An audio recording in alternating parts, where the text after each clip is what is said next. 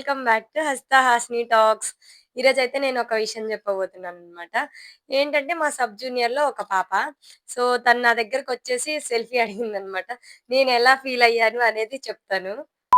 ఇంకా ఏమైందంటే, మా లంచ్ బ్రేక్‌లో మేము బయట తింటామనమాట ఫుడ్డు. తిని అయిపోయాక ఇంకా ఆ పాపొచ్చి అడిగింది. సో, నా ఫ్రెండ్స్ అందరేందంటే, ఓహ్! సెల్ఫీ అడిగిందా? అని జెప్పి అసలు ఫుల్లు నవ్వుకున్నారు. నేనన్నా నా మీద ఏమన్నా ప్రాంక్ జేస్తున్నారా ఏంటి?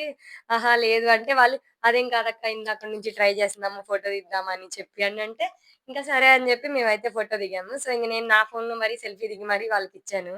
సో, నాకైతే ఆ మినిట్ చాలా హ్యాపీగా అనిపిచ్చింది. ఒకళ్ళు నన్ను గుర్తించి అది ఒక అమ్మాయి వచ్చి మాట్లాడిందంటే నాకు చాలా మంచిగా అనిపిచ్చింది.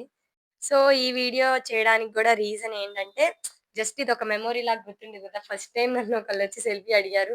ఇంకా అదలా గుర్తుండిపోవాలి అని చెప్పి మాత్రమే ఈ వీడియో తీసుకుంటున్నాను. వేరే పర్పస్ ఏమి లేదు. ఇంకా కొంతమంది ఏంటంటే, నేను మాస్క్ లేకపోయినా కూడా చాలా మందికి కాలేజ్‌లో తెలుసు. బయట అప్పుడప్పుడు ఇంకా కామెంట్ చేస్తా ఉంటారు. బట్ నేను పట్టించుకోను. ఎందుకంటే డేర్‌గా నా ముందుకొచ్చి ఎవరు మాట్లాడరు.